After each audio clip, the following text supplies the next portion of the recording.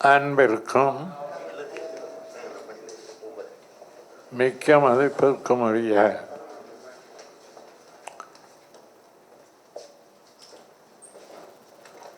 ஐயா பாலகிருஷ்ணன் ஐஏஎஸ் அவர்களே, எனக்கு முன்னால் பேசி இங்கே அமர்ந்திருக்கிற நம்முடைய தோழர் மகேந்திரன் அவர்களே,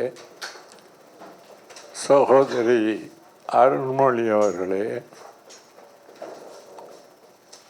குணா அவர்களே மற்றும் நண்பர்களே, இங்கே திரளாக வந்து கூடியிருக்கக்கூடிய அருமை தோழர்களே, விழா நாயகராக நம் முன்னால் அமர்ந்திருக்கிற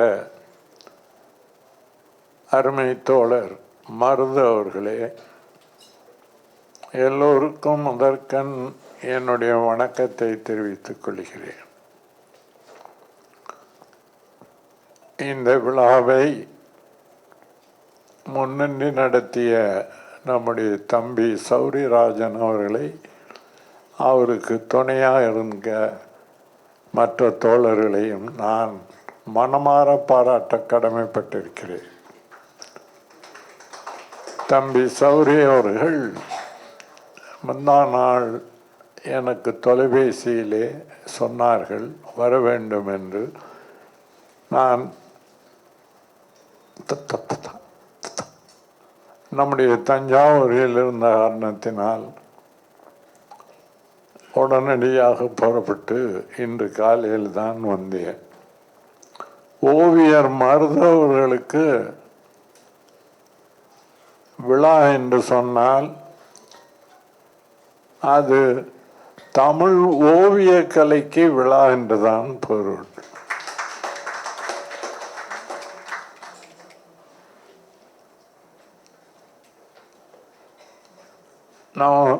நமது நாட்டில் மட்டுமல்ல, உலகம் பூராவும் ஆதிகால மனிதர்கள் குகை ஓவியங்களை, பாறை ஓவியங்களை எல்லாம் தீட்டியிருக்கிறார்கள். அன்று மொழி கிடையாது. மொழி இல்லாத காலத்தில் தங்கள் கருத்தை மற்றவர்களுக்கு தெரியப்படுத்த ஓவியங்களை பண்டைய மனிதர்கள், கற்கால மனிதர்கள் பயன்படுத்தி இருக்கிறார்கள் என்பதை நாம் வரலாற்றில் படித்திருக்கிறோம். ஆனால் இன்று நம்முடைய தமிழகம் இந்திய நாட்டில் ஓவியங்களுக்கும் சிற்பங்களுக்கும் புகழ்பெற்ற ஒன்று.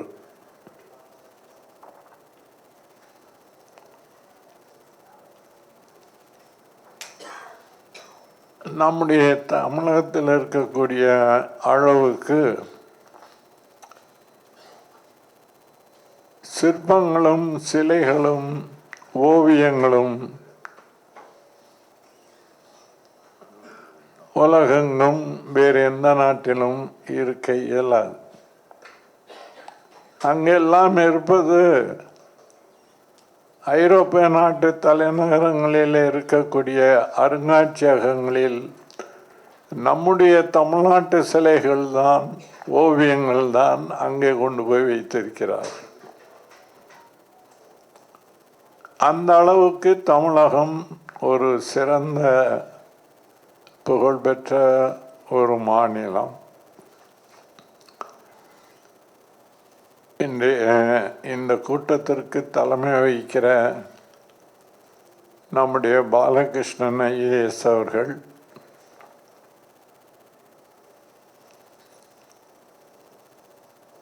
நம்முடைய மறைந்த பெருந்தலைவர் காமராஜர் அவர்களால் வழிகாட்டப்பட்டு தமிழில் ஐஏஎஸ் தேர்வு எழுதலாம் என்று இந்திய அரசு லால் பகதூர் அவர்கள் பிரதமராக இருந்தபோது ஆணை வெளியிடப்பட்டிருக்கிறது.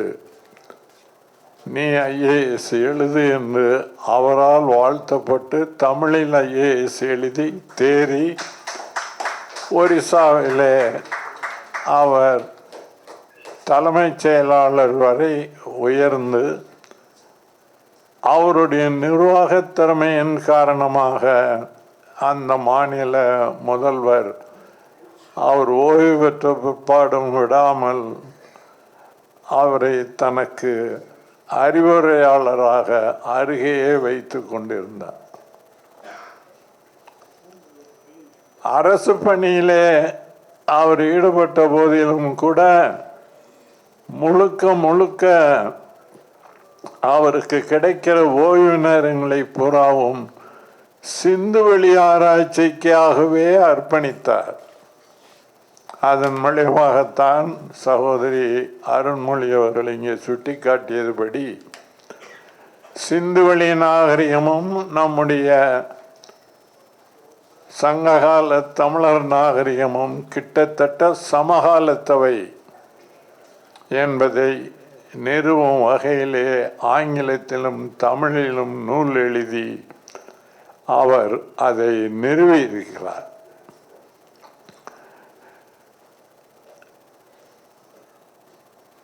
அந்த நூல் இன்றைக்கு தமிழக அரசின் முதல்வர் மாண்புமிகு ஸ்டாலின் அவர்கள் அவரை சந்திக்க வருகிற வெளிநாட்டு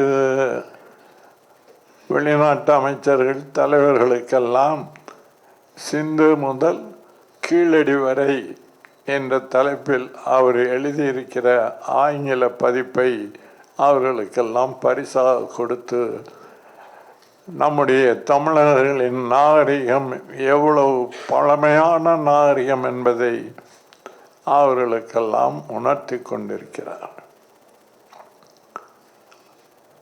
சகோதரி அருண்மொழி இங்கே பேசும்போது சொன்னார்கள்,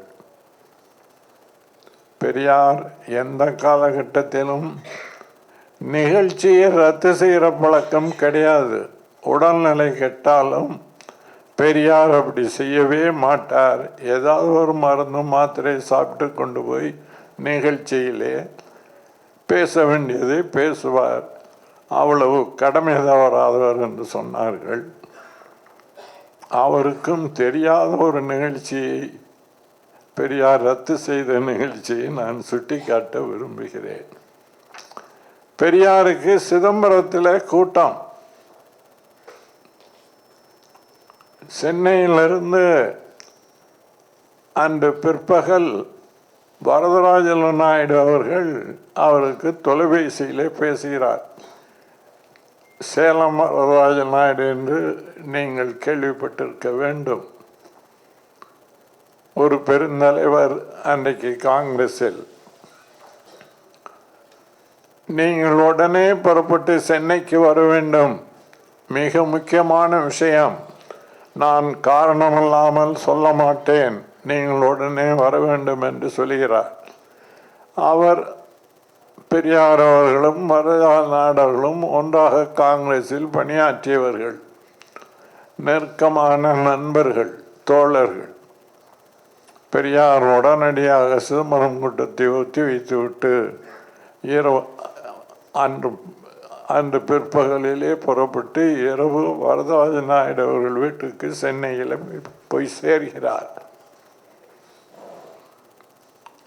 என்ன விஷயம் என்று கேட்கிறார். ராஜாஜி முதலமைச்சர் பதவியிலிருந்து விலகிவிட்டார். நான் காமராஜரை முதலமைச்சரும்படி நான் சொன்னேன். ஆனால் காமராஜர் ஏற்றுக்கொள்ள மறுக்கிறார்.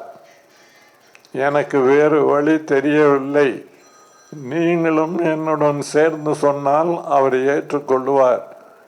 நீங்கள் இதை செய்ய வேண்டும். நல்ல யோசனை, அவரை விட்டால் வேறு யாரும் கிடையாது என்று சொல்லி காமராஜரை வரவழைக்கிறார்கள். ரெண்டு பேரும் சேர்ந்து பேசி அவரை கட்டாயப்படுத்தி முதலமைச்சர் பதவியை ஏற்க வைக்கிறார்கள். இது ஒரு வரலாற்று சிறப்புமிக்க நிகழ்ச்சி. காமராஜரை முதலமைச்சராக்குவதற்காகத்தான் சிதம்பரம் நிகழ்ச்சியை பெரியார் ரத்து செய்தார். வாழ்க்கையிலே வேறு ஒரு நிகழ்ச்சியை ரத்து செய்யவில்லை. அதன் விளைவாக தமிழகம் 9 ஆண்டு காலம் பொற்காலமாக திகழ்ந்தது என்பது வரலாறு. ஒரு பொற்காலத்தை படிப்பதற்கு நிகழ்ச்சியை ரத்து செய்தாரே தவிர வேறு எந்த காரணத்துக்காகவும் நிகழ்ச்சியை ரத்து செய்யவில்லை.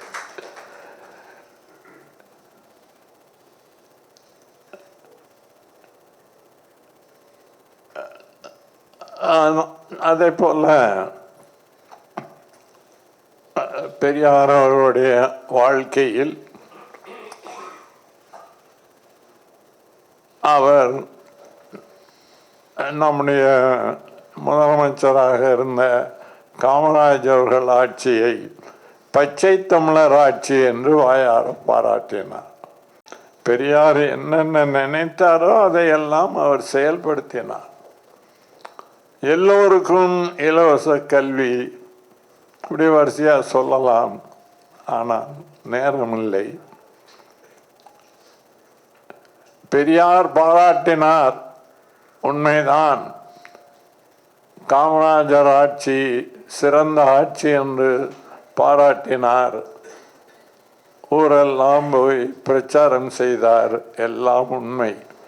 ஆனால் அதே நேரத்தில் தன்னுடைய கொள்கையை அணு கூட விட்டு கொடுக்கவில்லை. அவர் போற்றிய காமராஜர் ஆட்சியில தான் 3 பெரும் போராட்டங்களை பெரியார் நடத்தினார். அரசியல் சட்ட எரிப்பு, தமிழ்நாடு நீங்களாக அரசியல் இந்திய படையெரிப்பு, இப்படி பெரிய போராட்டங்களை அவர் நடத்தினார். காமராஜரும் சட்டப்படி என்ன செய்ய வேண்டுமோ ஆயிரக்கணக்கான பெரியார் தொண்டர்கள், போராட்டத்தில் ஈடுபட்டவர்கள் எல்லாம் கைது செய்தார், சிறையில் அடைத்தார். பெரியாரையும் அதே போல கைது செய்தார். கொண்டு போய் சென்னை மருத்துவமனையில் அனுமதித்து 6 மாதம் இந்த மருத்துவமனையிலே வைத்திருந்தார்.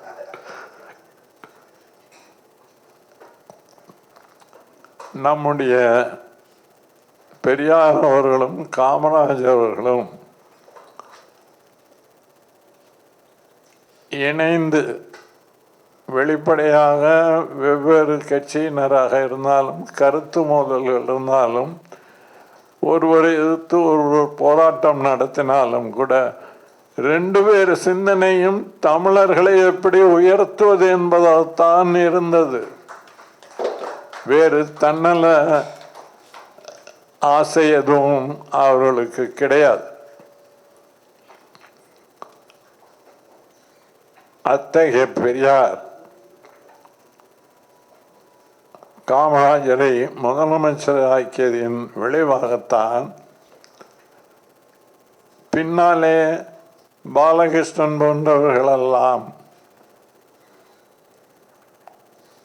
உயர்ந்து IAS IPS அதிகாரிகளாகலாம் வந்து இந்த 2 தலைவர்களின் என்னென்ன செய்ய வேண்டும் என்று திட்டமிட்டார்களோ அதையெல்லாம் நிறைவேற்றினார்.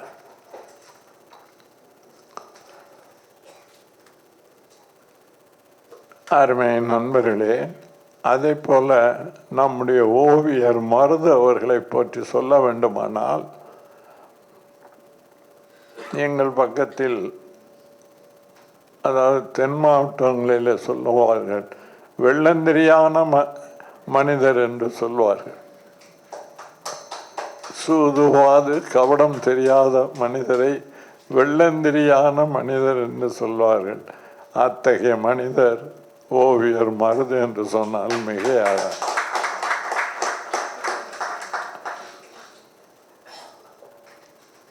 அவர் எப்போது யார் பார்த்தாலும் சிரித்த முகம்தான், சிரித்த முகத்தோடு வரவேற்பார்.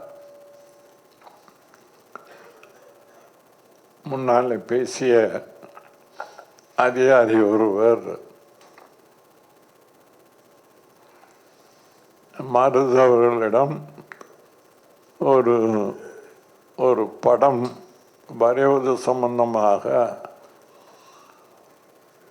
வாத தர்க்கமெல்லாம் நடந்தது என்பதை பற்றி சொன்னார்கள்.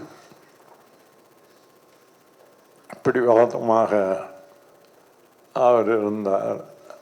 அவரை சமாளிப்பது எங்களுக்கெல்லாம் பெரிய கஷ்டம் என்று சொன்னார்கள்.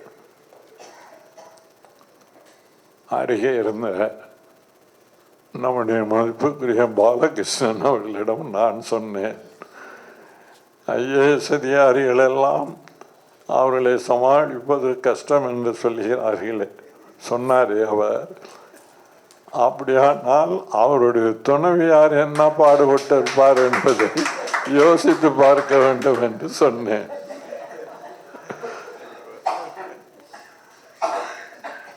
என்னை பொறுத்தவரையில்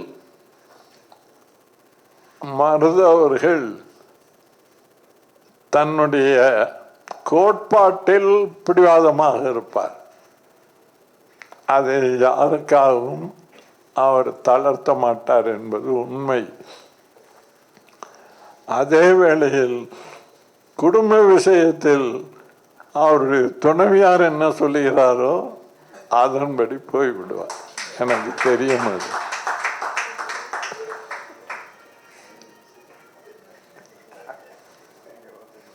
ஆகவே இதை எதற்கு சொல்கிறேன் என்று சொன்னால், மருது அவர்கள் சிறந்த பண்பு நலன்கள் நிறைந்தவர். அவர் வரைந்து கொடுக்கிற ஓவியங்களுக்கு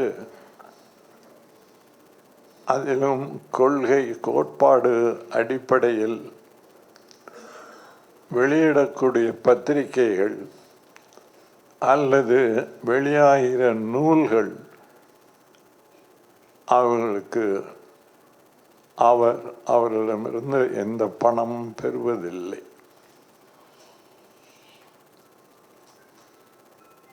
எனக்கே அந்த அனுபவம் உண்டு. என்னுடைய நூல்களுக்கு அவர் அட்டைப்படம் வரைந்திருக்கிறார்.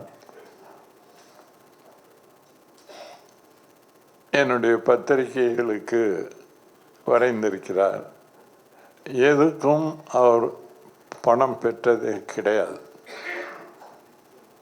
முள்ளிவாய்க்கால் நினைவு முற்றத்தில் அவருக்காக ஒரு இடத்தை ஒதுக்கி வைத்திருக்கிறோம். சரி,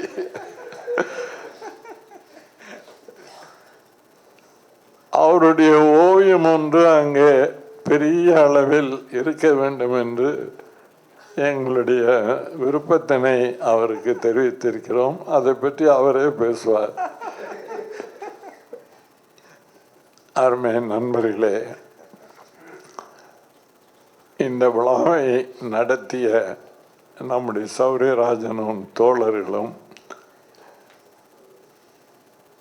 சமுதாயத்தின் பல்வேறு துறைகளில் இருக்கக்கூடியவர்களை எல்லாம் இணைத்து கொண்டு வந்து ஓவியர் மருது என்ற மைய புள்ளியை அவரை பற்றி பேசுவதற்கு இங்கே ஒரு அருமையான வாய்ப்பினை எடுத்து கொடுத்திருக்கிறார். இந்த தமிழ் சமுதாயத்தின் பல்வேறு துறைகளில் பணியாற்றக்கூடியவர்கள், தொண்டாற்றக்கூடியவர்கள் அத்தனை பேரின் உள்ளங்களிலும் ஓவியர் மருது எத்தகைய உயர்ந்த இடத்தை பெற்றிருக்கிறார் என்பது இதன் மூலம் நமக்கு தெளிவாகிறது.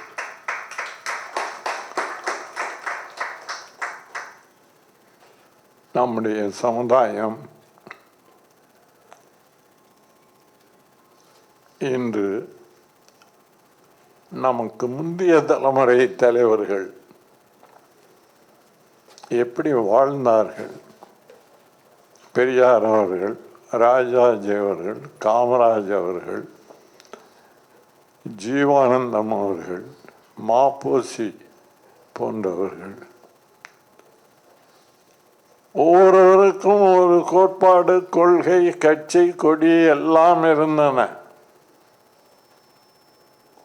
அவற்றுக்கு அப்பால்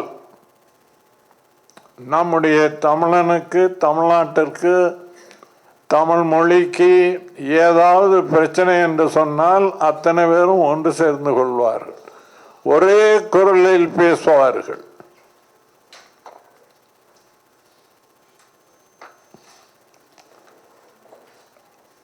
அதனால்தான் நம்முடைய தமிழகத்துக்கு வர இருந்த பல அபாயங்கள் தடுக்கப்பட்டன.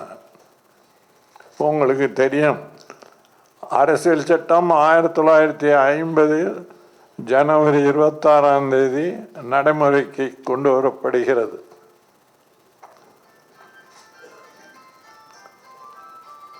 இங்கே தமிழ்நாட்டில் 52 நம்முடைய இடஒதுக்கீடு முறைக்கு வேட்டு வைக்கக்கூடிய அளவுக்கு உச்ச நீதிமன்றத்தில் ஒரு தீர்ப்பு வெளியாகிறது. அரசியல் சட்டம் வகுத்து தந்த அரசியல் சட்ட சிற்பி அம்பேத்கர் தலைமையில் அரசியல் சட்டம் உருவாக்குகிற குழுவில் இருந்த ஒருவர் அல்லாடி கிருஷ்ணசாமி ஐயர், அவர்தான் உச்ச நீதிமன்றத்தில் ஒரு மாணவிக்கு அதிகமான மதிப்பெண்கள் பெற்றிருந்தும் கூட உயர்ந்த ஜாதி என்ற காரணத்தினால் மருத்துவ படிப்பில் இடம் கிடைக்கவில்லை என்று சொல்லி அரசியல் சட்டம் வகுத்ததில் ஒருவரான அல்லாடி கிருஷ்ணசாமி ஐயரே வழக்காடி இடஒதுக்கீடு முறையை ஒழிப்பதற்கு வழி செய்த போது தமிழ்நாட்டில் இருந்த அத்தனை தலைவர்களும் ஒன்று சேர்ந்தார்கள். ஒன்று சேர்ந்து எதிர்த்தார்கள். அன்றைக்கு தமிழ்நாடு காங்கிரஸ் தலைவராக இருந்த காமராஜர் நேரிடம் போய் சொன்னார், உடனடியாக இதற்கு திருத்தம் கொண்டு வர வேண்டும் என்று. ஒட்டுமொத்த தமிழகமும் பெரியார் போராடுகிறார், எல்லா தலைவர்களும் அவர் கருத்தை ஆதரித்து அறிக்கை வெளியிடுகிறார்கள். காமராஜர் டெல்லியிலே போய் பேசுகிறார். விளைவு அரசியல் சட்டத்திற்கு முதலாவது திருத்தம் இடஒதுக்கீடு சம்பந்தமாக அன்றைக்கு கொண்டு வரப்பட்டது. இதே தலைவர்கள் காலத்தில்தான் சென்னை நகரம் தமிழ்நாட்டுக்கு உரியது என்பதற்கு போட்டியாக ஆந்திரர்களும் உரிமை கொண்டாடுகிறார்கள். ஆந்திரம் பிரிகிறது. அந்த நேரத்தில் சென்னை அவர்களுக்கு சொந்தம் என்று கொண்டாடுகிற போதும் இத்தனை தலைவர்களும் ஒன்று சேர்ந்து நின்று சென்னை நகரம் தமிழருக்கே உரியது என்று குரல் கொடுத்த பிற்பாடு நேரு 2 மாநிலத்துக்கும் பொது தலைநகரமாக இருக்கட்டுமே என்று ஒரு யோசனை சொல்லி பார்க்கிறார். ராஜாஜி முதலமைச்சராக இருக்கிறவர், அவர் என்ன சொல்லுகிறார், இதுதான் உங்கள் முடிவானால் என்னுடைய இந்த கடிதத்தையே பதவி விலகல் கடிதமாக வைத்துக் கொள்ளலாம் என்று ராஜாஜி எழுதுகிறார். காலமெல்லாம் ராஜாஜியை எதிர்த்து போராடிய பெரியார் அவர்கள் அறிக்கை வெளியிடுகிறார், ராஜாஜி பதவி விலக நேர்ந்தால் இரத்தாறு ஓடும் என்று சொல்லுகிறார். காமராஜர் தமிழ்நாடு காங்கிரஸ் கமிட்டியை செயற்குழுவை கூட்டியும் அதே போல சென்னை மாநகராட்சி கூட்டத்தை கூட்டியும் சென்னை தமிழ்நாட்டுக்கே சொந்தம் என்று தீர்மானம் போடுகிறார்கள். மாப்போசி தலையை கொடுத்தேனும் தலைநகரை காப்போம் என்று போராடுகிறார். இந்த போராட்டங்கள் நேருவின் மனதை மாற்றின. அதன் விளைவாக சென்னை தமிழர்களுக்கு சொந்தமாயிற்று. இப்படி இந்த தலைவர்கள் நம்முடைய மொழி, நாடு, மக்கள் என்று பிரச்சனை வரும்போது எப்படி ஒன்றுபட்டு நின்றார்கள். ஆனால் இன்றைக்கு எப்படி இருக்கிறது? நம்முடைய பிரச்சனைகளில் கூட நம்மாலே ஒன்றுபட்டு நிற்க முடியவில்லை. இன்றைக்கு காவிரி பிரச்சனையானாலும் பெரியார் அணை பிரச்சனையானாலும் எந்த கட்சிக்கும் சொந்தமான பிரச்சனை அல்ல. இது தமிழ்நாட்டு விவசாயத்தை பாதிக்கிற பிரச்சனை. இதில் கூட நம்மாலே ஒன்றுபட்டு நிற்க முடியவில்லை. அதன் அங்கே என்ன நடக்கிறது? கர்நாடகத்தில் எல்லா கட்சியும் ஒன்று சேர்ந்து கொண்டு தமிழ்நாட்டிற்கு தண்ணீர் கொடுக்க முடியாது என்பதிலே ஒன்று சேர்ந்து கொள்கிறார்கள். உச்ச நீதிமன்றம் தீர்ப்பளித்தாலும் மதிக்க மறுக்கிறார்கள். பெரியார் அணை பிரச்சனையில் கேரளத்தில் எல்லா கட்சியும் ஒன்று சேர்ந்து கொண்டு நமக்கு தண்ணீர் கொடுக்க மறுக்கிறார்கள். ஆனால் நம்மால் ஒன்றுபட முடியவில்லை. இந்த சூழ்நிலையெல்லாம் எதற்காக சொல்லினேன் என்றால், இந்த சூழ்நிலையில் கூட ஓவியர் மருதுவை பாராட்டுகிற விஷயத்தில் அனைவரும் இன்று ஒன்று சேர்ந்திருக்கிறார்கள். இந்த ஒற்றுமை தொடர வேண்டும் என்று நான் விரும்புகிறேன். பல்வேறு கருத்து கொண்டவர்கள், பல்வேறு கோட்பாடுகளை மனதில் ஏற்றுக்கொண்டவர்கள், அரசியலில் இருப்பவர்கள், அரசியலில் இல்லாத அதிகாரிகளாக இருந்தவர்கள் எல்லோரும் இங்கே ஒன்று சேர்ந்து ஓவியர் மருதுவை பாராட்டுகிறோம் என்று சொன்னால், இது தமிழ்நாட்டுக்கு நற்காலம் மருதுவினால் தொடங்கி இருக்கிறது என்று தான் நினைக்கிறேன்.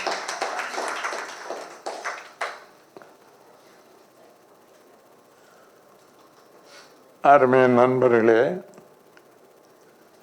ஓவியர் மருது அவர்கள் மன்னர்களை பற்றி வரைந்த படங்களை எனக்கு முன்னால் பேசிய பலரும் சுட்டிக்காட்டினார்.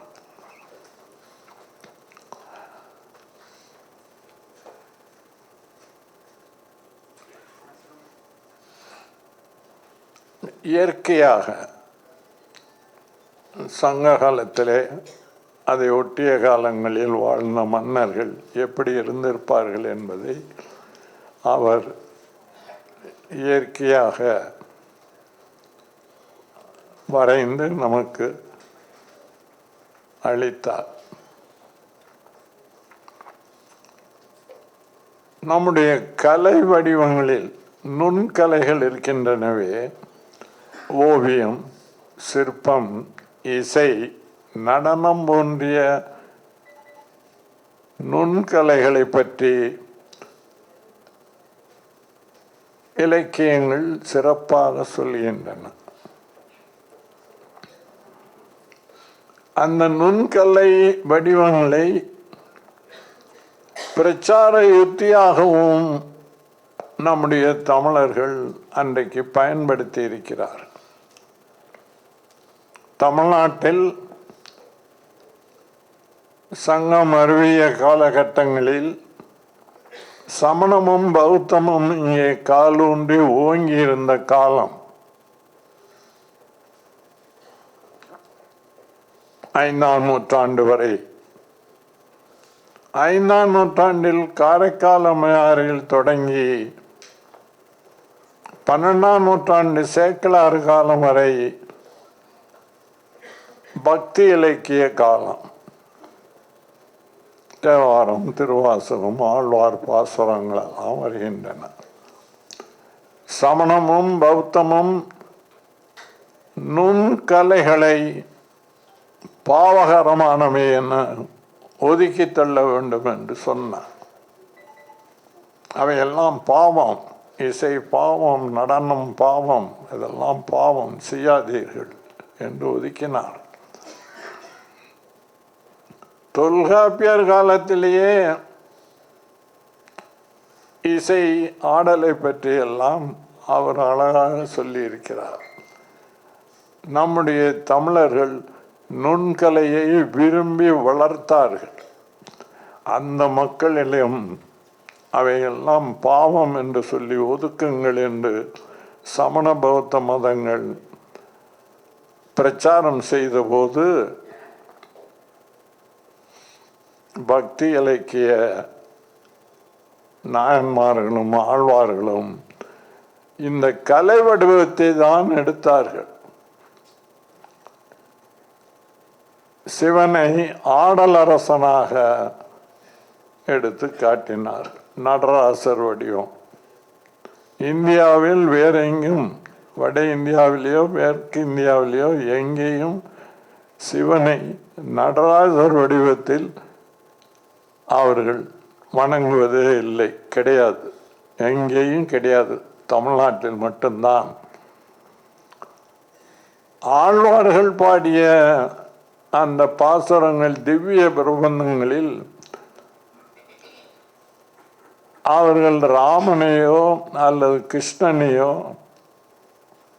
ஒன்று ரெண்டு பாடல்களில் குறிப்பிட்டிருப்பார்களே தவிர, பாடல் ஊராலும் குழலூதும் கண்ணனை பற்றியே பாடுகிறார்கள். கண்ணன் கண்ணன் கண்ணன் என்றே பாடுகிறார்.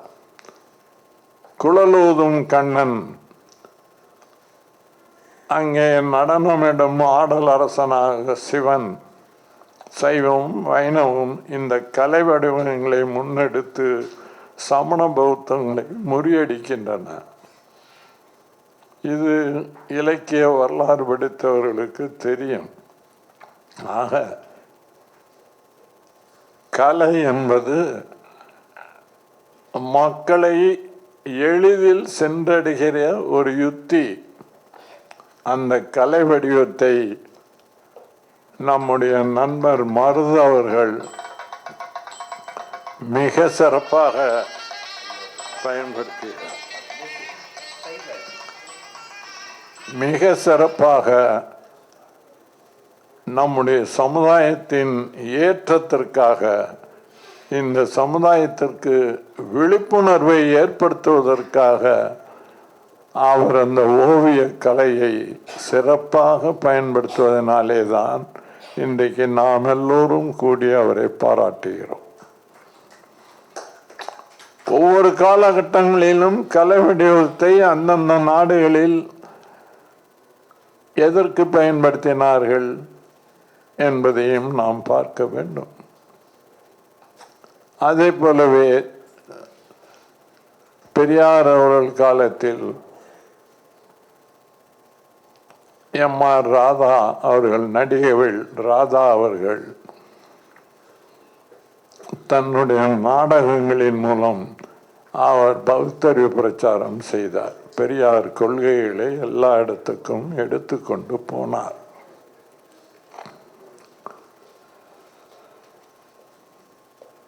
அவருடைய ஒரு நாடகம் நடத்துவதும் சரி, 1000 பொதுக்கூட்டங்கள் நடத்துவதும் சரி, அவ்வளவு சுலபமாக பெரியாரின் கருத்தாக்கங்களை எளிய மக்களுக்கு தன்னுடைய நாடகங்கள் மூலம் ராதா கொண்டு போனார். அதே ஒவ்வொரு கட்சியினரும் பின்பற்றினார்கள் கலை வடிவத்திலே. ஆக நுண்கலைகளில் ஒன்றான ஓவியம் என்பது எளிதில் மக்களின் உள்ளங்களை தொடும். அதில் ஒன்றும் சந்தேகமே இல்லை. அந்த நுண்கலைகளில் ஒன்றான ஓவிய கலையை மருது அவர்கள் வணிக நோக்கிலே பயன்படுத்தி இருந்தால் அவர் கோடீஸ்வரனாக ஆயிருக்கலாம், சந்தேகம் இல்லை. ஆனால் அந்த நுண்கலைகளில் சிறந்த ஓவிய கலையை அவர் எதற்கு பயன்படுத்துகிறார் என்பது எனக்கு முன்னால் பேசிய அத்தனை பேரும் உங்களுக்கு தெளிவாக சொல்லியிருக்கிறார். அவருடைய கோட்டோவியங்கள் மிக சிறப்பானவை. அவர் தொடாத பொருள் இல்லை. கோட்டோவியங்களின் மூலமே சொல்ல வேண்டிய செய்திகளை சொல்ல வேண்டியவர்களுக்கு சொல்ல வேண்டிய நேரத்தில் அவர் சொல்லிக்கொண்டே இருக்கிறார், வரைந்து காட்டிக்கொண்டே இருக்கிறார். அவருடைய கோட்டோவியங்கள் இந்த நூற்றாண்டில் மட்டுமல்ல, வரப்போகிற நூற்றாண்டுகளிலும் தொடர்ந்து நீடிக்கும். வரப்போகிற நம்முடைய தலைமுறைகளுக்கும் சொல்ல வேண்டிய செய்தியை அவருடைய கோட்டோவியங்கள் சொல்லும் என்பதிலே சந்தேகமில்லை. அத்தகைய சிறப்புமிக்க நம்முடைய ஓவியர் மருது அவர்களை அனைத்து தரப்பை சேர்ந்தவர்களெல்லாம் இங்கே வந்து குழுமி இருந்து அனைத்து துறையை சேர்ந்தவர்களெல்லாம் அவரை மனமாற பாராட்டுவதைக் கண்டு நான் மட்டற்ற மகிழ்ச்சி அடைகிறேன். சரியான நேரத்தில் நம்முடைய தமிழக முதல்வர் அவரிடம் ஒரு பெரும் பொறுப்பினை ஒப்படைத்திருக்கிறார். திரைப்படக் கல்லூரியை நடத்தும் பொறுப்பினை அவரிடம் ஒப்படைத்திருக்கிறார். திரைப்படத்துறையிலும் அவர் பல புதுமைகளை புகுத்தி இருக்கிறார். அவருடைய காலத்தில்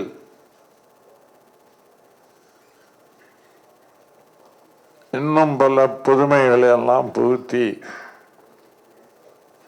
ஒன்றை செய்ய வேண்டும். நம்முடைய தமிழகத்தின் மிக சிறப்பான நடிகர் தளத்தை பற்றி புத்தகத்தை நண்பர் அவருக்கு கொடுத்திருக்கிறார். சிவாஜி கணேசன் அவர்களை பற்றி ஒரு திரைப்படத்தின் 100ஆண்டு விழா நாளில் என்னையும் பேசுவதற்கு அழைத்திருக்கிறார் இயக்குனர் குகநாதன் அவர்கள். அந்த கூட்டத்திலேயே இயக்குனர் திலகம் பாரதி ராஜா, நடிகர் திலகம் சிவாஜி கணேசன், இசை உலக திலகம் இளையராஜா அவர்களும் பேசுகிறார்கள். நான் முதலில் பேசும்போது சொன்னேன், 3 சிறப்பானவர்கள் இந்த துறையிலே,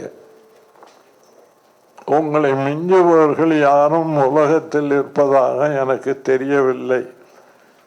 ஆனாலும் உலக திரைப்பட விழாவில் முதல் பரிசு பெறுகிற படம் ஒன்றை ஏன் தமிழகம் தர முடியவில்லை என்ற கேள்விக்கு தயவு செய்து நீங்கள் 3 பேரும் எனக்கு பதில் சொல்ல வேண்டும் என்று சொல்லிவிட்டு நான் உட்கார்ந்து விட்டேன்.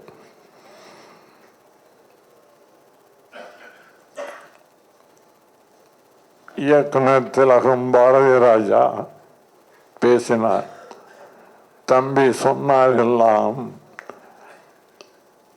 எனக்கும் தான் தெரியவில்லை அது ஏன் என்று சொன்னார். இளையராஜா வழக்கம் போல அவரும் ஒரு மழுப்பலான பதிலை சொல்லிவிட்டு உட்கார்ந்து விட்டார். நடிகர் திலகம் கடைசியில் பேசினார். அவர் சொன்னார், தம்பி சொன்னார், கேள்வி வேற கேட்டு இருக்கிறார், நான் உயிரை கொடுத்துதான் நடிக்கிறேன், ஆனால் என்ன வரமாட்டேன்கிறது என்று சொன்னார். அந்த கேள்வி என் மனதில் இன்னமும் இருக்கிறது. ஓர் மருது காலத்தில் அந்த கேள்விக்கு விடை கிடைக்கும் என்று நான் நிச்சயமாக நம்புகிறேன். தமிழ் கலை என்பது உலகத்தில் புகழ்பெற்ற கலை.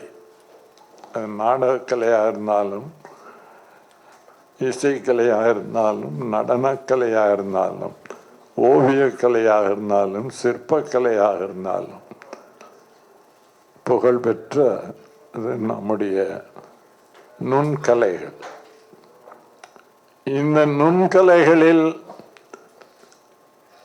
சின்னஞ்சிறிய வியட்நாம் நாடு, சின்னஞ்சிறிய தென்கொரிய நாட்டு படங்கள் எல்லாம் உலக பரிசு பெறுகிற போது நம்முடைய தமிழகத்தில் ஏன் அதை பெற முடியாத நிலைமை இருக்கிறது? திறமையானவர்கள் இல்லையா? இருக்கிறார்கள். ஆனாலும் அது என்ன காரணம் எனக்கு தெரியவில்லை. நம்முடைய திரைப்பட கல்லூரியின் இயக்குநராக பொறுப்பேற்றுக் கொண்டிருக்கக்கூடிய அருமை தோழர் மருது அவர்கள் காலத்தில் அந்த குறையை நிச்சயமாக நீக்குவதற்கு ஏற்பாடு செய்வார். அந்த அளவில் தமிழகத்தின் பெருமையை உலகெங்கும் பரப்புவார், பரப்ப வேண்டும் என்று வாழ்த்தி என்னுடைய உரையை நிறைவு செய்கிறேன். வணக்கம்.